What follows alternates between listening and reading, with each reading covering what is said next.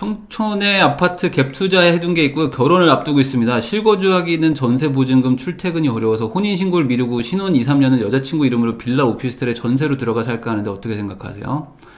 뭐 저는 굳이 전세 말고 월세로 가는 걸 좋겠다라고 생각을 합니다.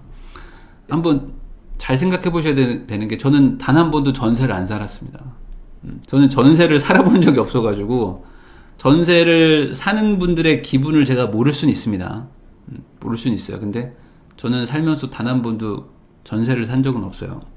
항상 월세를 살아 왔었고, 집을 사서 전세는 줬었지만 제가 전세는 안 살았다. 근데 왜 그렇게 했느냐, 그렇게 하니까 항상 여유 자금이 생겼어요. 항상 여유 자금이 있었고 통장에 돈이 쌓였었습니다. 그리고 그 돈을 가지고 뭔가 내가 할 수가 있었어요.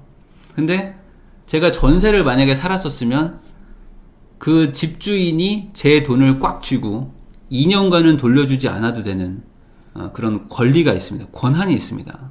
거기다가 작정하고 안 주려고 하면은 2년보다 더 길게도 끌고 갈 수가 있어요. 물론 최근에는 전세보증보험이 있어가지고 돈 받아서 나가실 수가 있어요. 주인이 돈을 안 주면 한두 달이면 돈을 받을 수가 있거든요. 근데 그렇다고 해서 전세가 좋은 거냐? 그건 아닙니다. 왜냐면 계약기간 만료되고도 돈을 안 줄 때나 돌려받을 수 있는 거지, 중간에 내가 받아서 나갈 수 있는 건 아니에요. 그러니까 내 돈이 2년간 묶여 있는데 그 사이에도 어떤 기회가 있을 수도 있잖아요. 그러니까 그러니까 본인이 전세 가는 거는 뭐 제가 뭐 말릴 수는 없지만, 뭔가 투자를 하겠다, 뭔가 내 돈이 일을 하게 만들겠다라는 그런 생각이 있는 분들은 월세를 가는 게 맞고, 전세이자가 더 싼데 왜 월세를 가라고 하는 겁니까? 라고 말을 하시는 분들은 제 말을 좀 오해하시는 거고, 저는 전세이자가 만약에 70만 원이면은 월세는 50만 원짜리를 가라는 사람입니다. 그러니까 전세로 갈 집은 만약에 20평짜리 아파트면 월세 50만 원이면은 빌라 17평짜리 가는 거겠죠. 그러면 내가 전세를 가면 아파트를 살 수 있는데 왜 월세를 가서 빌라로 가죠? 내가 뭐하러 고생을 하죠? 라고 말하는 분들도 있어요. 그러면 제가 여기서 할 말은 없어. 왜 개고생을 해야 되죠? 라고 말하면 할 말이 없습니다. 근데 저는 그렇게 했던 사람이에요. 근데 그렇게 하니까 여러 가지 장점이 있다. 기본적으로 집에 가구를 안 삽니다. 가구를 안 사고 집이 작아요.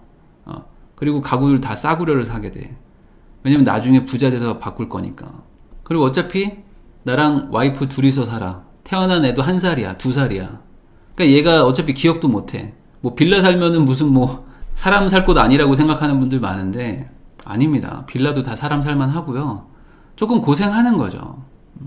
나는 미래를 생각하고 지금 현재를 조금 고생하는 거예요. 근데 많은 분들이 아니 전세 자금 대출 받으면 똑같은 월세 이자 내면은 더 좋은 아파트 가서 더 좋게 살 수 있는데, 주차도 잘 되는데 왜 빌라를 가라는 거죠? 저는 그게 이해가 안 되는데요 라고 말하시면은 할 말은 없습니다.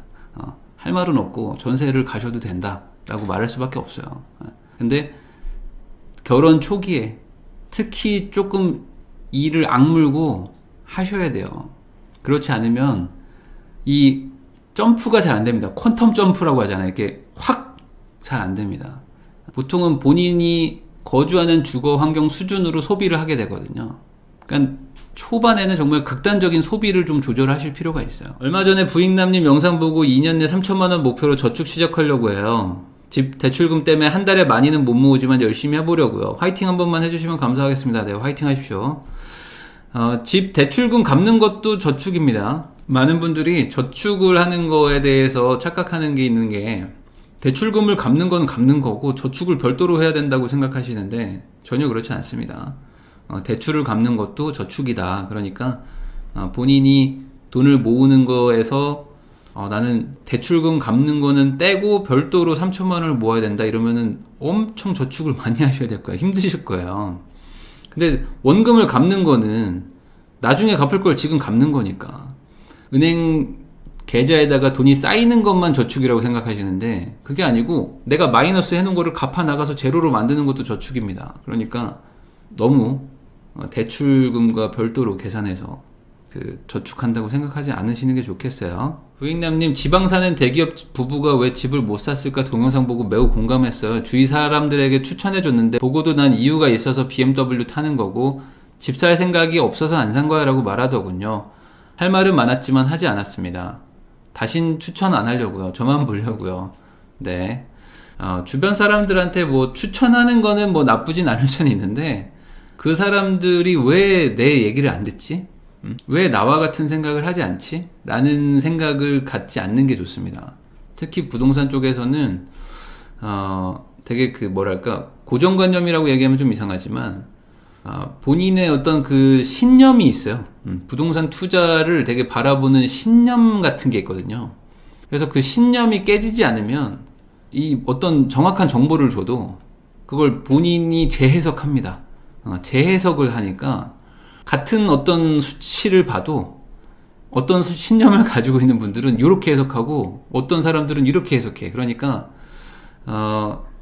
내가 뭐 남한테 뭔가를 권유를 할 수는 있겠지만 그걸 가지고 왜 내 말을 이해를 못하지? 라고 생각하실 필요는 없어요. 그냥 각자 갈 길 가는 거다.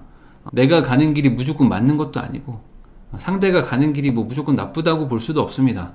왜냐면 또 현재를 즐기는 것도 필요한 거니까 누군가한테는 또 의미가 있는 거니까 억지로 맞추려고 하지 마세요.